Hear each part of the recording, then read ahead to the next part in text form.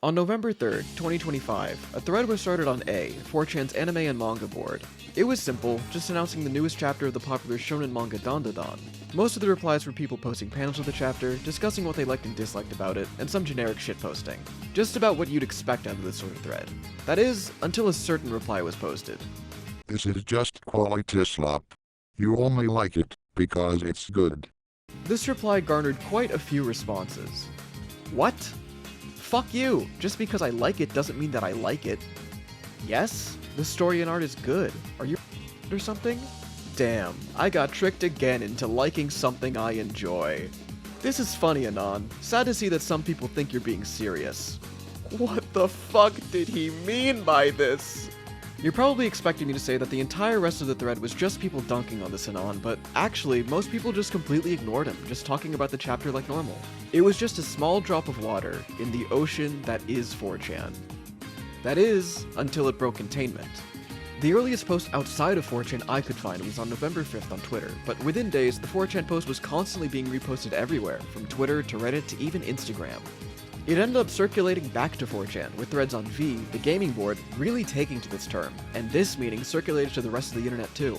The entire reason this term started spreading as the internet slang of the day is because of how insane it sounds. It's just a dumb oxymoron, taking the word slop to its most ridiculous extreme. But here's the thing, whether or not the original poster realized it, I 100% agree with the notion of quality slop being a thing that exists. Just not in the way they're describing it. It does exist, but I define it differently. It's a very real problem, one that I think is the #1 thing plaguing the internet and has fully been taking over all the content made online for the past decade, give or take. Today, I wanted to take a deep dive into quality slop, the way that internet culture has changed over the years, and why it makes me so goddamn upset. I'll be looking at it through the lens of gaming content, since that's just what I'm most familiar with.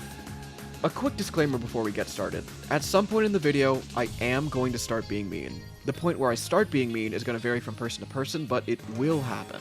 Unfortunately, there's literally no way for me to make this video without providing concrete examples of the things I'm talking about, both good and bad, so I'm going to be using content from a lot of popular creators. I want to make it clear off the rip, my goal is not to bully your favorite 28-year-old millionaire celebrity. I'm actually going to be using content from creators I respect, and whose content I enjoyed at one point or other, who I might still even be following to this day. While I'm definitely going to be using a lot of emotionally charged and negative language, the negative emotions are directed exclusively at the greater cultural changes, not the specific individuals I'm talking about today. Well, with one exception. Here's a little graphic I made. Yippee! It's empty right now, but it'll get populated as we go through examples. The vertical axis is based on how high the production of a given piece of media is. Basically, how much time, effort, money, etc. is spent on it at every stage of production. The horizontal axis is based on how much soul the content has. To explain soul as best I can, it's the humanity integrated into a piece of content. It's the parts of themselves that the people creating the content are putting into it, beyond just the time and labor.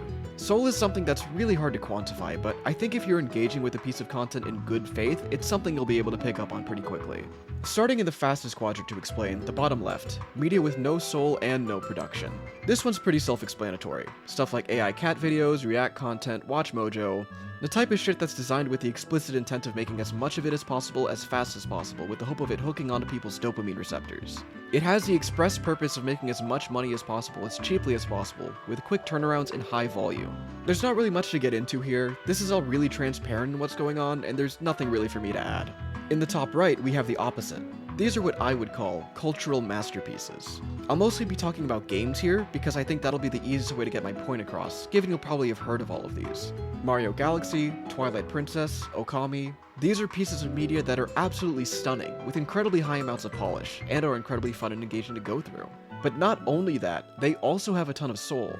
You can tell that even with a game with a plot as simple as Mario Galaxy's, that the creators put a lot of themselves into it, a ton of passion and emotion and personal experience. Again, it's not something tangible, but there's a reason these games have resonated with millions of people over the years. Even if you don't personally like these games, it's not really possible to outright call them bad in good faith. They might not be for you, but it's nearly impossible not to respect them for what they are at the very least. Another example that I think is very worth remembering for later is a game called Shadow of the Colossus. Shadow of the Colossus is a PS2 game that was released in 2005. The intro sequence opens to a stormy sky, before diving into an open canyon. The scenery is very muted and earthy, to the point of being almost monochrome, before moving to a shot of our hero, Wander, riding his horse. For 3 more minutes, we just watch Wander silently traveling on the back of his horse, traversing this dreary landscape.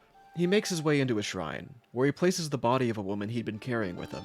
We get some poetic narration, told in a fantasy language, giving us just enough exposition to be able to understand what's happening. There's a place to where if you go, you can bring one back from the dead, but this is strictly forbidden. After this narration, we return to the shrine, where we hear the disembodied voices of something talking to Wander. They say that Wander could bring back his companion, but only if he destroys the Colossi. From there, we have our mission. The majority of the game is spent simply traversing the land and slaying the Colossi. When traveling the land, there is no music, only the atmospheric sounds of the wind. The only way to tell where to go is from a beam of light emanating from your sword as Wander raises it. And the only companion with you is the horse upon which you ride. That, and the voices of the shrine, which you return to after every Colossus slain. To be honest, a majority of the time spent playing this game isn't really all that interesting, and that's the point. This game isn't trying to make you have fun. The travel time to a given Colossus can last 10, 20 minutes, even longer at times. The entire world is made out of muted, earthy tones, with even Wander's horse a jet black. There is no music to keep you company. You are alone. Even the Colossi are rare to see, and they don't try to fight you until you attack them first. They cry out in pain when you stab your sword into them. And when defeated, a somber melody plays as they collapse to the ground, blood spouting from the fatal wound. They vanish into a black mist, which infuses itself into Wander, who collapses and finds himself back at the shrine. And then, he has to do it all over again. Gamers at the time of this game's release absolutely loved it. Here are a few 2006 posts from NeoGAF, one of the biggest gaming forums at the time. Absolutely loved it. Say what you want about the frame rate or PS2 limitations of graphics. This game represents new ideas, a different art style, and treating a video game plot with seriousness and intricacies found in literature and cinema. In a market saturated with World War II shooters, orcs, and sci-fi bullshit, stabbing a giant walking castle in its moss-covered ass and watching it fall from the actions of one man is the kind of thing that should have every gamer with actual taste supporting it. Everything about Shadow of the Colossus was totally amazing except for the gameplay. The sense of scale, the feeling of loneliness, the logic behind the puzzles, all brilliant. The concept, execution, scope of this game is off the charts. One of the greatest games of all time. I have to say that graphical quality isn't what interests me in Shadow of the Colossus. Its content and graphical style. Frame rate and whatnot don't really matter to me as long as the game content is good. People at the time really loved this game, and were able to see it for both what it was and what it wasn't. Of course, there were people even back then who didn't like it, calling it boring and ugly and everything you'd expect, but by and large, the sentiment was great. The reason I bring up this game is because I think it perfectly encapsulates a cultural masterpiece. Something with an endless amount of soul and effort put into it, where every player will have a unique experience with it, a unique takeaway from it, and will leave carrying the memory of it with them. This is what Soul looks like. Anyway, I spent more time than I expected on the more straightforward axis. Bad thing bad, good thing good, like, comment, subscribe, see you in the next video. But if it were that simple, this graphic would just be a straight line. The other axis is where things get way more interesting, and where there's actually stuff worth analyzing. Let's go back, way back, all the way to 2006. Just 30 days after the North American release of the original Shadow of the Colossus, a certain thread was started on the Something Awful forums. For those unaware, Something Awful was basically 4chan before 4chan. The general culture there was snarky and irreverent.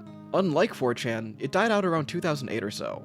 It's still around, the site's still up and accessible right now, but it's nowhere near as well known or active as it was before, and it's a damn shame because it was incredibly influential, being one of the foundational roots of internet culture as we know it today. Anyway, to the thread. The thread was simple, titled Let's Play Oregon Trail, posted by user Luigi30. It's 1848 or so, and we're pioneers on the Oregon Trail! But before we can go, we've got some choices to make. Who am I? What am I doing here? Unfortunately, it seems like all the images in this thread are lost to time, but this thread was the very first work in the genre that came to be known as the Let's Play. It was just a bunch of people talking, with the thread creator posting screenshots of the game and asking commenters what to do every time a decision needed to be made.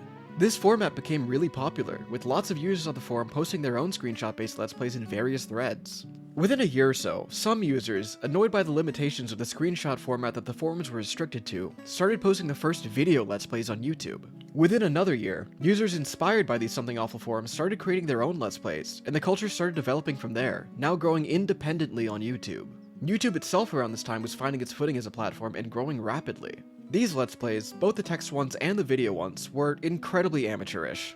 It was mostly people ranging from the ages of around 16 to 25 just dicking around and having a good time. It was all completely unedited, except for being cut into individual parts to fit YouTube's old 11-minute time limit. And unless you were part of the social circle, it'd be hard to find them especially interesting. Everyone involved was just getting in on it, all contributing to the general vibe of a close-knit group of friends just shooting the shit together. With the YouTube Let's Plays, they tended not to be as community-driven just given the nature of the format, at least unless we go explore the dedicated threads that some of these video Let's Plays had. But they were also pretty straightforward in what they were going for. The humor was definitely shaky and didn't land every time. And for some reason Ryu knows his father's dead. But there's nothing even telling him that he has died. There's just he gets a letter, which we're about to show in a minute, saying that his father knows he might die in a few minutes. But that's to be expected given this was the first time this type of humor, internet humor, let's play humor, the average person talking to a mic in their room by themselves for an audience, even existed.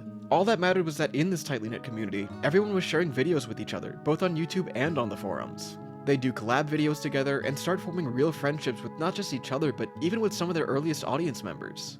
As time passed, there were subtle changes that happened with these Let's Plays. The first is that their production started slowly going up. With things like custom graphics, edited intros, better mic and video quality, the Let's Plays from around 2010 to 2013 became more and more polished to the point where even now, they're still relatively watchable. The second change, and the one I think is more important, is that a lot of these Let's Players started opening up more about themselves to the viewers. They tell stories about their past. Now, when I was growing up and Colosseum had just come out, I didn't really have a whole lot of friends. Nobody I knew was really into Pokemon anymore. Rough times in their life. I was going through kind of a sad, depressing time in my life where I thought I might have like major health problems and all that. Even of losing people close to them.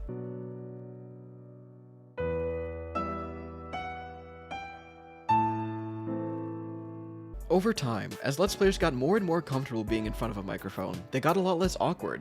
Their jokes became a lot more natural, their cadence a lot less stilted, and most importantly, they were actually able to let themselves be vulnerable. As an aside, I'd like to tell a personal story. Around this time, in 2013, I was in middle school, and I'd found a Persona 4 Let's Play by a creator named Super Genius. He'd done some joint projects with the Runaway Guys, but I'd never seen his solo content. I don't know what specifically enticed me to watch this, as I'd never even heard of Persona at the time, but I liked him a lot in the TRG projects, so I decided to watch it.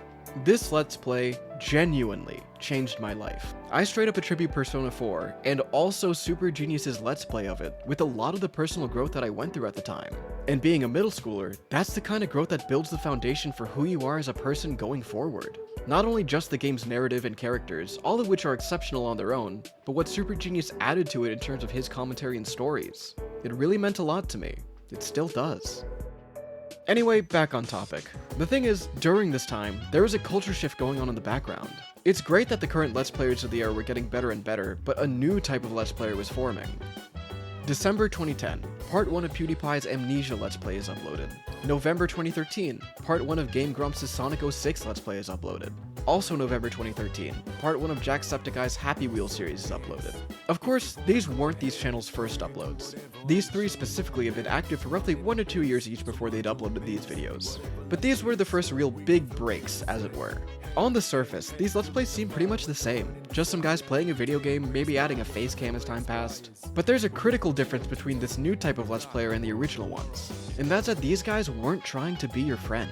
This is where I'd mark the first real introduction of the public-facing persona in this type of content, and the shift in the creator's role from being a companion to more something of an entertainer.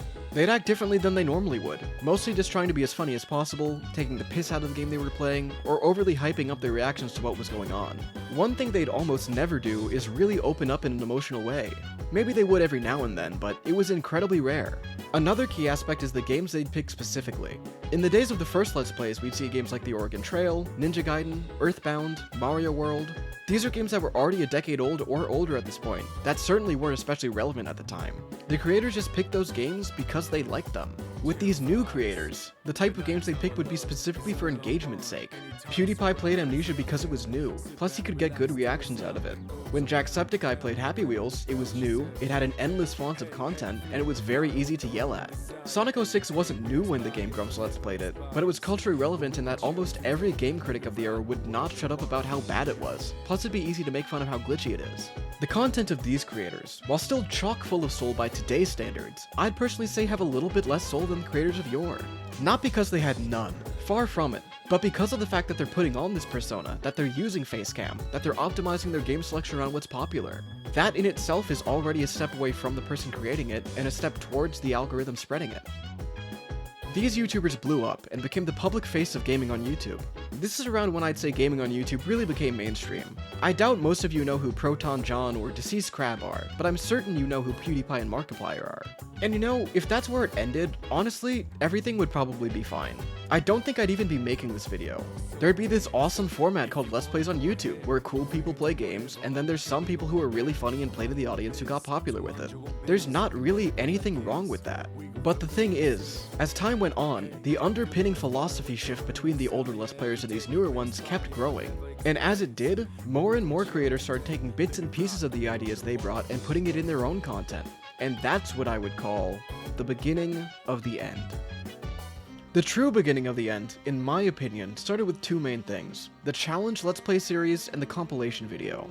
Both of them are simple enough in concept that I don't need to explain to you what they are. The earliest challenge series that really became popular were Pokemon Nuzlocke. Lots of people uploading full-length Let's Play series of them playing through a Pokemon game as a basic vanilla Nuzlocke. At the time, around 2014 to 2016, this was incredibly interesting to viewers, so it became a really popular format. With compilation videos, usually there were compilations made by someone else highlighting the best moments in a specific Let's Play. Usually, it was just a viewer making a compilation of their favorite moments in their favorite Let's Player series. In a vacuum, there's nothing wrong with either of these developments. It's either creators adding a slight twist to their current work, or it's people who are already fans of existing creators making fun fan work. All in all, it's just a nice way to make things more interesting. But the thing is, these types of videos are what really laid the groundwork for the development of what was to come next. New creators would see these types of videos and they'd come up with an idea. Why post an entire Let's Play when I can post just the highlights? Why not play through a game and cut it down to just one video so that people can see the most fun parts of it? Or even, why don't I make a challenge series about something and then skip past the boring parts so the viewers only have to see the parts I struggled with? With this, people started uploading single video challenge runs. May 2018, GameChamp 3000's Can You Beat Kirby's Adventure Without Eating? July 2018, Mitten Squad's Can You Beat Fallout New Vegas Without Attacking Anything? November 2018, Sieve Gaming's Is It Possible to Beat New Super Mario Bros. Wii While Permanently Crouched? These videos were, and still are, incredibly entertaining. An entire game with an interesting, unique twist, cut down to just the bare essentials. Every second of time spent watching the video felt valuable, like you were getting to skip all the boring lulls between moments. It's like combining the fun, fast-paced highlight videos of old Let's Plays along with the interesting twist that challenge series provided. But there's something vital that gets removed when doing something like this. What all these videos had in common with each other, beyond just the surface level of them being single video challenge runs, is that in stripping away all the quote-unquote boring moments, you are also stripping away a lot of the interpersonal relationship between the audience and viewer. While sure, there were already plenty of full game Let's Players who'd already put on a persona. With a format like this, there's inherently a lot less space for the creator to insert their voice even if they wanted to. If I'm telling you about how I beat Super Mario Sunshine without using the hover nozzle and cutting around all the parts where it's not hard, and I'm doing post-commentary so I get to script exactly what I talk about, there's just no way for me to tell any stories about my memories with a certain part of the game, or to even just have dumb moments of me trying to tell a joke and it falling flat on its face. There's still a good amount of room for personal expression in this type of content, don't get me wrong. And I think a lot of creators of this era did an excellent job of making themselves feel unique from each other in terms of their personal voice. But the format itself intrinsically limits how much a person can express themselves in a more human way. All of the vulnerability and personhood you were once able to put into a project was removed in the snap of a finger, both willfully in that people just didn't want to share those parts of themselves, and unwillfully in that this new format simply didn't allow it. Instead, it was replaced with a higher entertainment value and a more streamlined viewer experience. The vibe is different now. You're not just hanging out with a friend anymore. Now you're just watching a video that some guy posted with the explicit intent of making you laugh. It was starting to become less about the people behind the content and more about the content itself. And the thing is, this worked. These videos were far, far more entertaining than the Let's Plays of old. Like I said, why wouldn't you cut out all the boring moments and just leave the highlights? Why wouldn't you do post-commentary so that everything is planned out to make it as funny and interesting as possible? Why wouldn't you use better editing to make it more entertaining? Why wouldn't you use custom thumbnails instead of just using the default ones so that more people watched your video?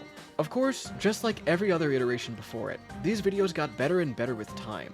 The thing is, the issue is the manner in which they got better.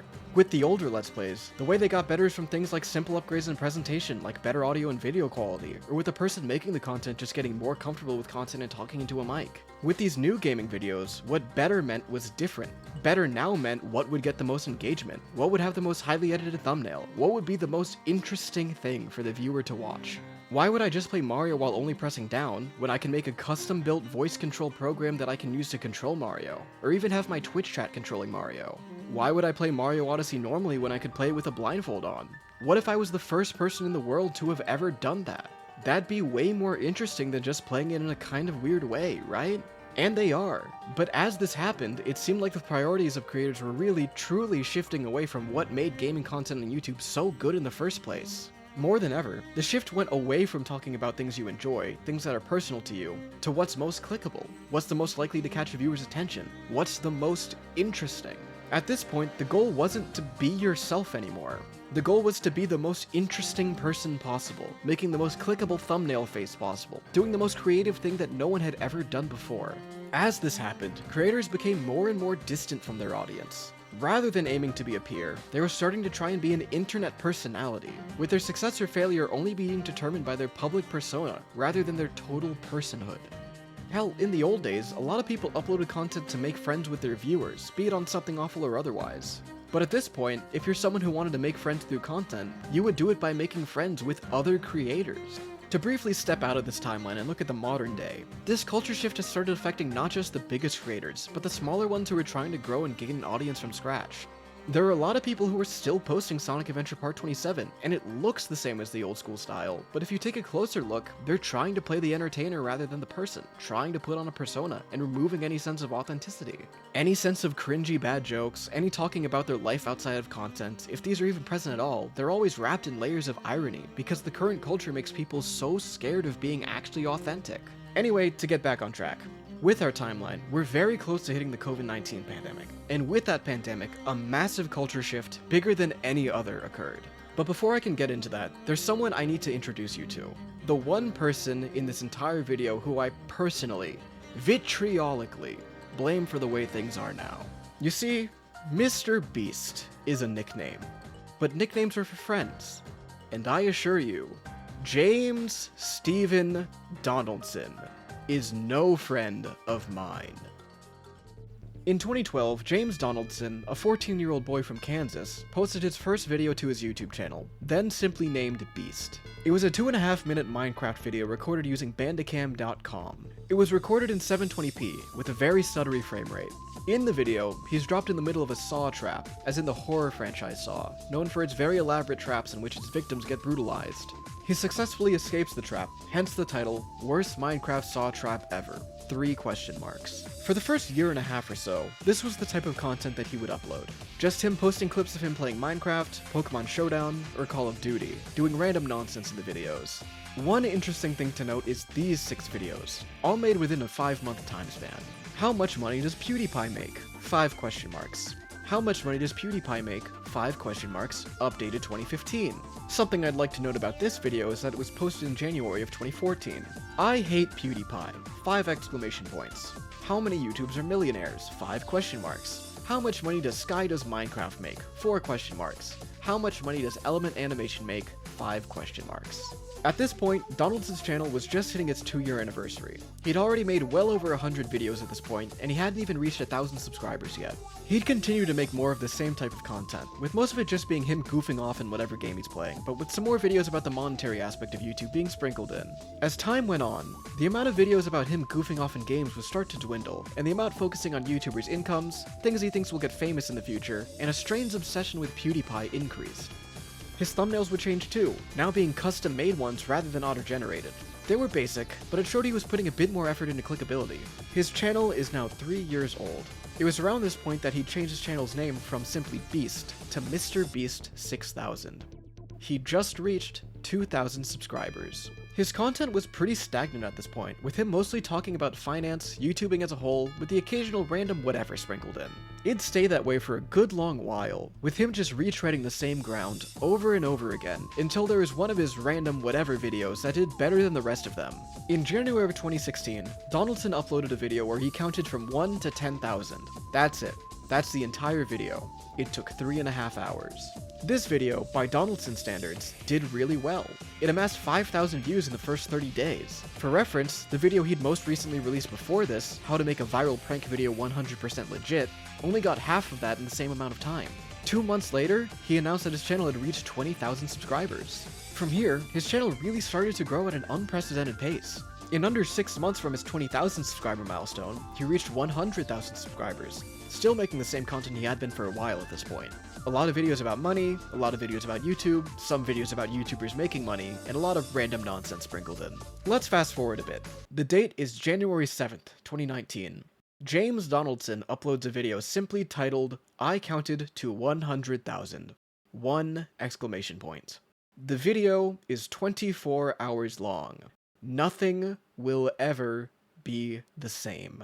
Donaldson's popularity skyrocketed with this video. It reached nearly 7 million views in just 7 days. About a month before this video released, his channel had 400,000 subscribers. About a month after, it shot all the way up to 700,000. In retrospect, this is the moment that he started his transformation from just another big YouTuber to the man who will one day run the platform.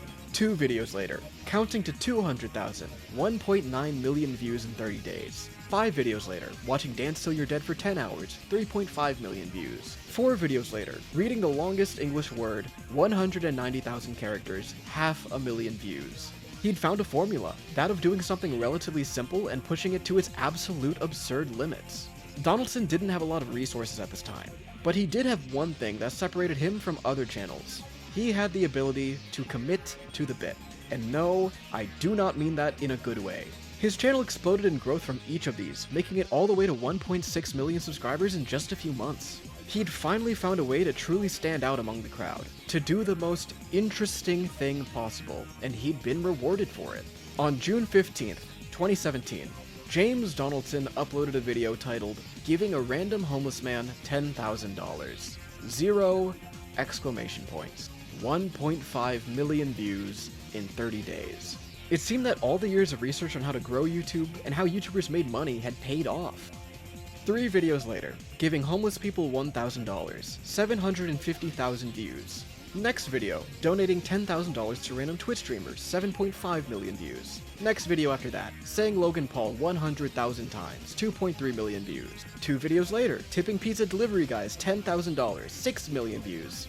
2 more videos later, tipping Uber drivers $10,000, 500,000 views. 4 videos later, giving my mom $100,000, parentheses, proudest day of my life, parentheses, 0 exclamation points, 750,000 views in 30 days. His videos continued down this line of absurdity, both in terms of the amount of money he'd spend, and how long he'd do mind-numbing bullshit in front of the camera. Not just this, but also in terms of just the ridiculousness of it all. I bought 1 Snickers bar from every Walmart. I bought a car using only pennies, giving 3 million pennies to my 3 million subscriber. His videos were getting bigger and bigger, in terms of scale, in terms of money, in terms of clickbait. He was doing better than ever, each of these videos getting at least 5 million views each in the first 30 days. No one could argue. Donaldson's titles and thumbnails were among the most interesting on the platform.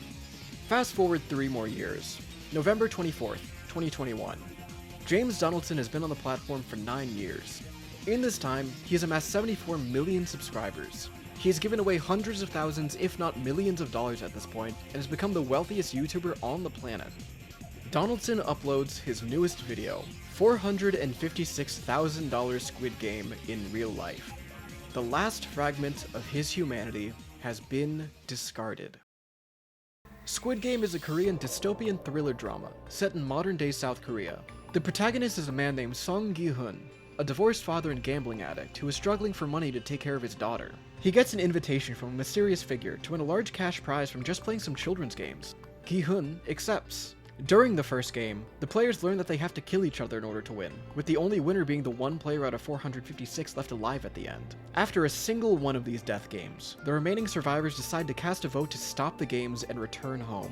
But after experiencing what their life is like, how much they're suffering due to their poverty, and the opportunity that the wealth would bring, most of them come back. In essence, they've decided that if they can't win this prize, it's not worth being alive at all. This series, in broad strokes, is a commentary on modern capitalism and the way it affects us. In the misery it brings us, the states it puts those of us less fortunate into, and the disgusting mental complexes of the ultra-wealthy. It's as critical as one can get towards capitalism as a system, and towards the people who take the most advantage of it at the expense of others. The show launched in September of 2021.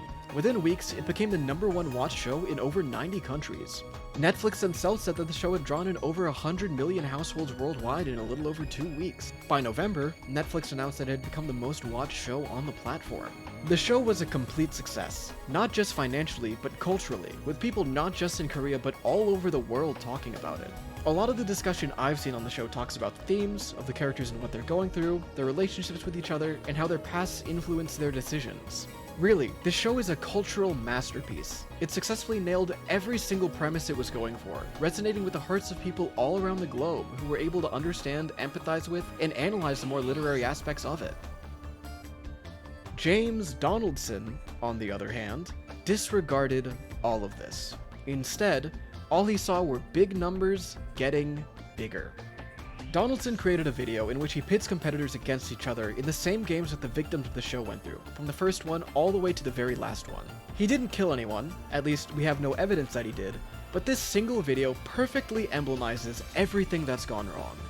A man looks at this piece of artwork that discusses capitalism, the struggle of poverty, the cruelty of the wealthy, but he can't see any of that. All he can see is that other people like it, and that has a spectacle in universe. He sees it not as a criticism of people like him, but as an opportunity.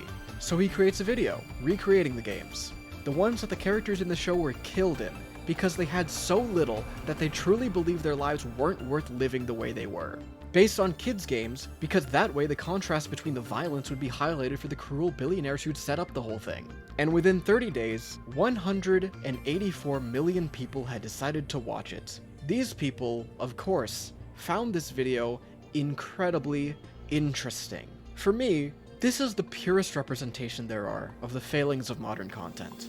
I'm the type of person who's very sentimental when it comes to art. I treat it with a sense of sacredness. I know I'm the weird one in that aspect, and I probably put more weight to it than most people who even enjoyed and analyzed the show, but I'll admit that's a personal thing. But seeing a man, a wealthy multi-millionaire, completely twist this piece of art that was a direct criticism of people like him, and that nearly 200 million people didn't see anything wrong with it, just because of the grandness of the spectacle, just because it's so fucking interesting. In December of 2024, Amazon partnered with James Donaldson to make an entire series based on this premise. At last, finally, the Torment Nexus had been built.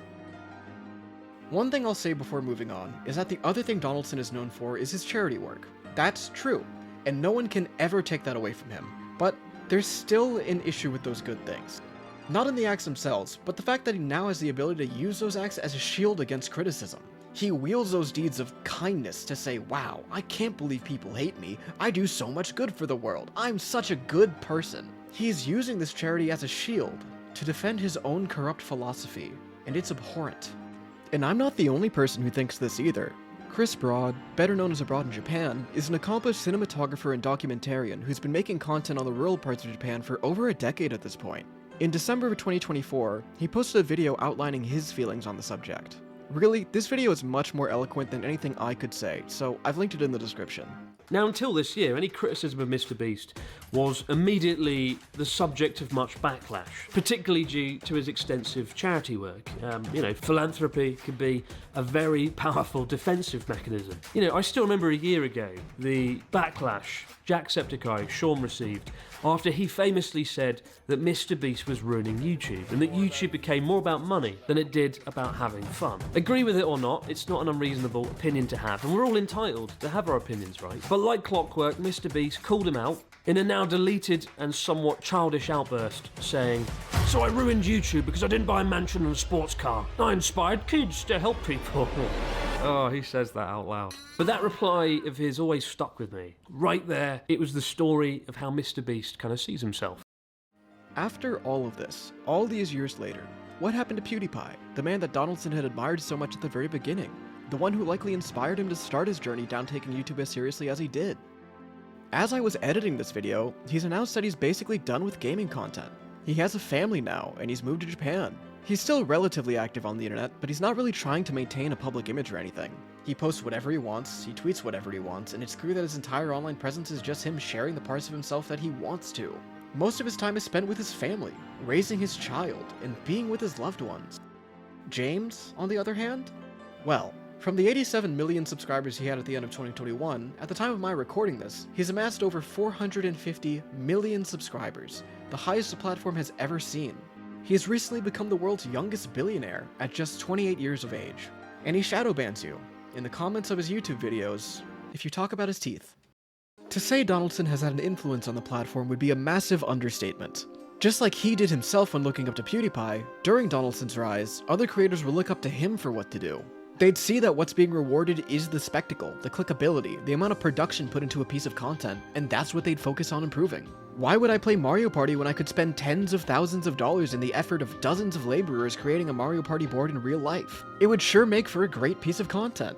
A video where once you click on it, you slowly realize it's 4 grown adults in a dark warehouse, doing nothing for 4 hours. Other creators would take to renting castles, spending $10,000 on a hotel room, spending $10,000 on the most expensive fitness treatment. Hell, even when people are still playing games, they're building sets, flying out dozens of their favorite fellow creators, and have entire production teams of employees whose sole job it is to make the entire process look as polished as possible. And all of these videos get millions of views every time without fail. They host award shows watched by thousands of people live, with millions of pairs of eyes on the results. And in all of it, every single one of them is trying their utmost to be as interesting as possible. Before I continue on, there's one thing I want to make clear. As I've been criticizing this kind of content, and especially with creators outside of James Donaldson, there's one thing I want to make crystal clear. In my criticism, one thing I am not doing is criticizing the amount of work they're putting in. I don't want to say these people aren't working hard or putting in a lot of time and effort, because that's simply not true.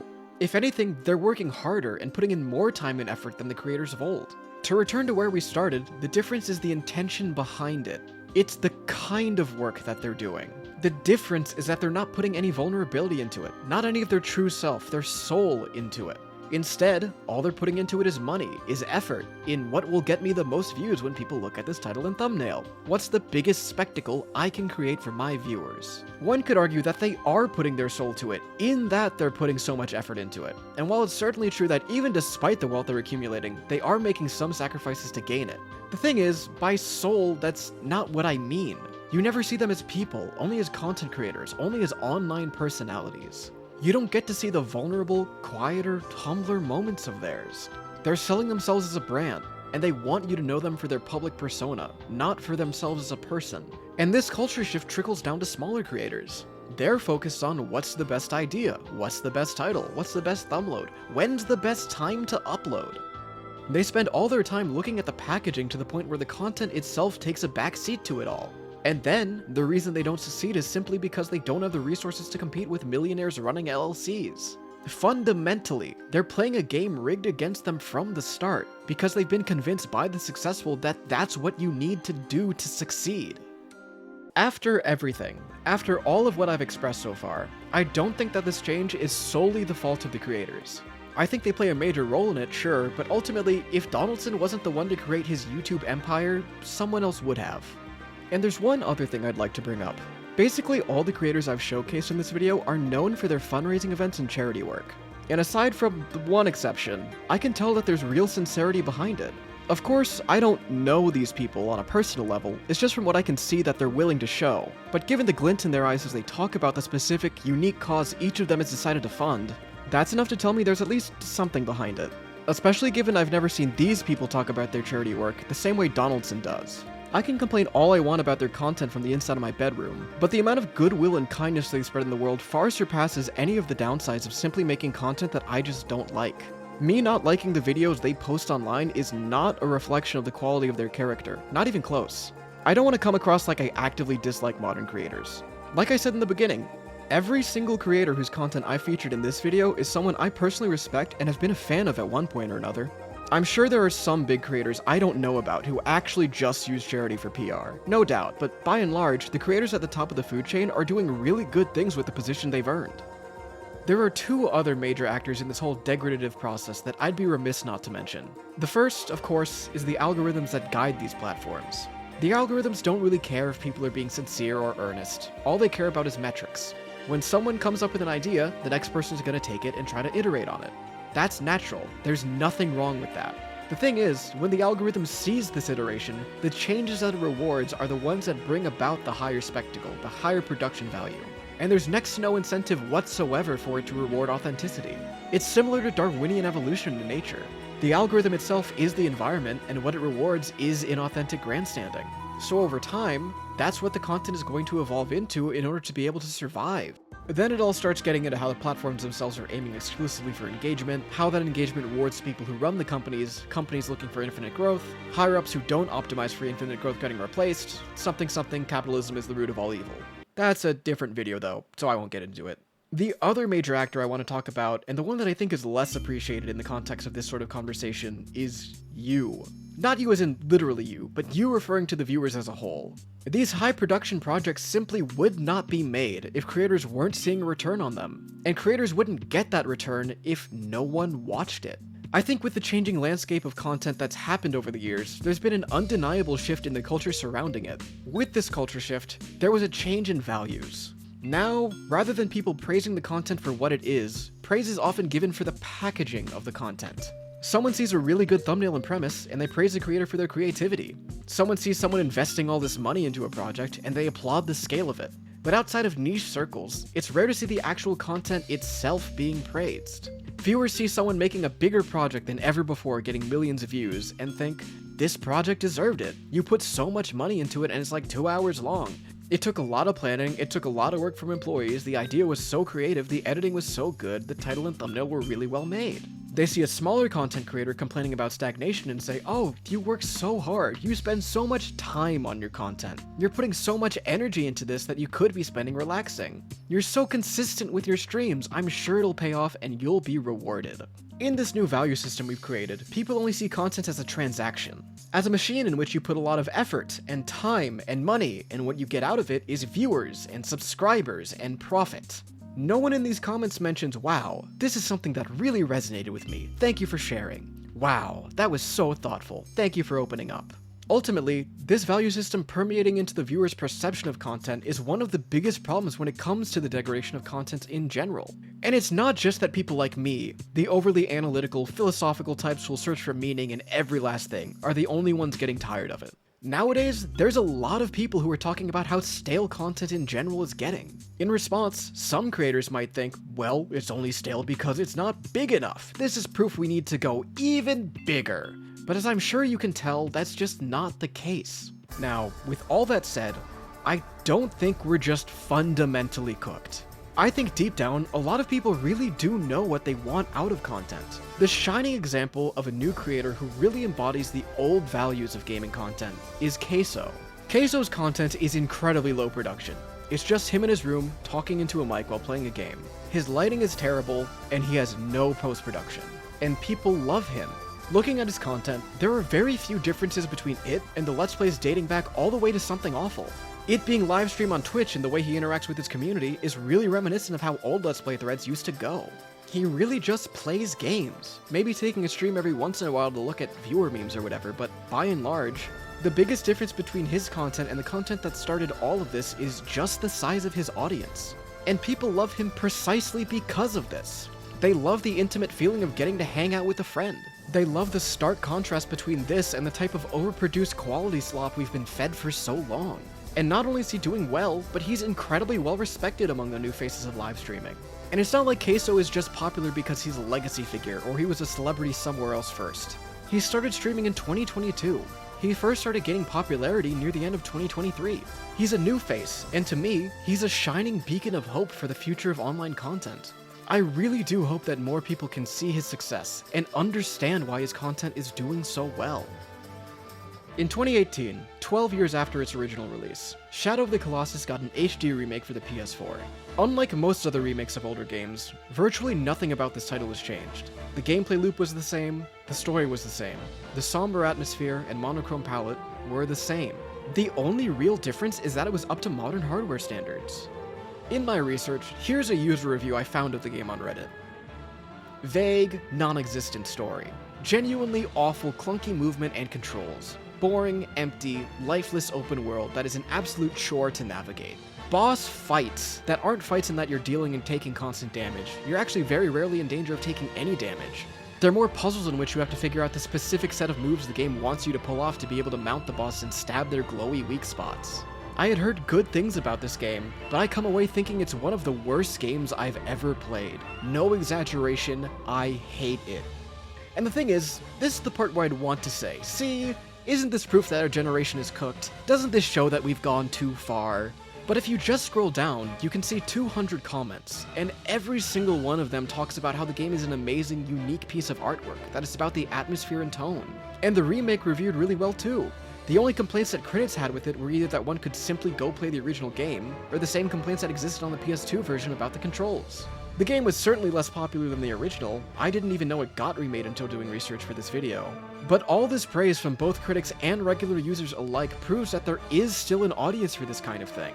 Even if the demographic has been made smaller, I think over time, if we actually engage with media in a way that's good, we can bring things back to the way they were before. Maybe. That might just be wishful thinking. I'm not trying to be the fun police or anything here. I'm not saying you should never watch videos or play games that aren't the highest forms of art or personal connection or bullshit like that. It's a good thing to have a balanced diet, and there's nothing wrong with eating candy once in a while if you do it in moderation. It's just a matter of actually defining what that moderation, that balance, would look like for you.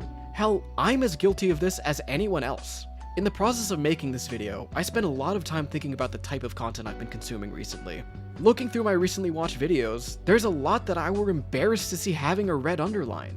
If there's one thing I want you to take away from this video, it's one simple thing. I want you to ask yourself what you want the internet to be like. I want you to ask yourself what you want games to be like. Really sit with that, and try to come up with an answer. And yes, it's okay if it's different from mine. Once you find that answer, there's just one thing I want you to do. Do your best to make that a reality. The impact one person can have might be small, but if every single one of us agrees on our own terms to engage with things that are meaningful to us, if enough of us want it, it might be enough to catalyze something. Does the content you watch and engage with actually matter to you? Did you leave from watching that video or playing that game with anything, other than that it was interesting? To phrase it simply, if instead of watching this video, I just sat quietly and stared at a wall, would anything be different?